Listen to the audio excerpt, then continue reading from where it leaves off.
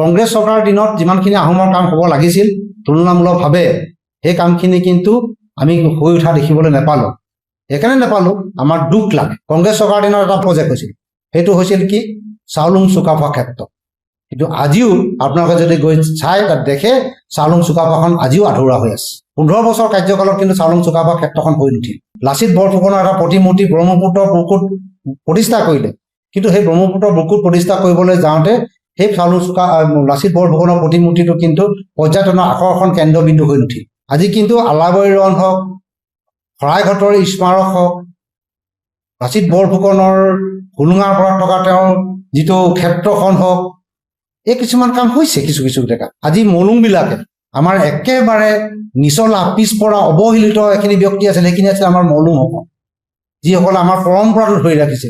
এই সকলোকে সন্মান প্ৰদৰ্শন কৰা, টাই ভাষা সংস্কৃতিৰ কাৰণে মানে যিখিনি কাম কৰা, আজি এটা আটাইতকৈ মই গৌৰৱে ক'ব পাৰোঁ, এই কথাটো যদি কোনোবাই মোক কাইলৈ সোধে মই ক'ব পাৰোঁ, মই এজন আহোম সংগঠনৰ লগত জড়িত থকা আজি মোৰ 27 বছৰ দিনত প্ৰথমবাৰৰ কাৰণে পালোঁ যে আমি দাবী কৰি থকা, আমি সদায় এটা সংগ্ৰামৰ লগত জড়িত হৈছে। সেইটো হ'ল কি পৌৰাণিক কীৰ্তিচিহ্ন সংৰক্ষণৰ সৌন্দৰ্য বৰ্ধন, ভূগোল আৰু বুৰঞ্জী বিষয়টো বাধ্যতামূলক বিষয়, আমাৰ ভাষা সংস্কৃতিক এইবিলাকক চৰকাৰীভাৱে আগবঢ়াই নিয়া, আৰু আমাৰ জনজাতিকৰণৰ স্বায়ত্তখন বিষয়টো, জনজাতিকৰণৰ স্বায়ত্তখন বিষয়টো এটা ৰাজনৈতিক বিষয়, এটা পৰ্যায়লৈকে আগবাঢ়িছে। বিশেষ কিছুমান ইণ্টাৰনেল কাৰণত আজি জনজাতিকৰণৰ স্বায়ত্তখন বিষয়টো ৰৈ আছে। আমি আশাবাদী আগন্তুক দিনত এই বিষয়বিলাক সমাধান হ'ব।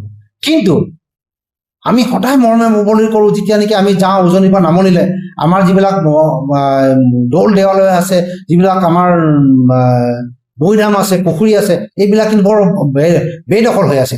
বেদখল মুক্ত কৰি কিন্তু এই বিগত সময়ত প্ৰায়বিলাক আমি মৈদাম, প্ৰায়বিলাক দৌল দেৱালয় কিন্তু আজি সংৰক্ষণ কৰিবৰ কাৰণে বাউণ্ডেৰী ৱালকে প্ৰমুখ কৰি সংৰক্ষণ কৰিবৰ কাৰণে প্ৰয়াস কৰা হৈছে।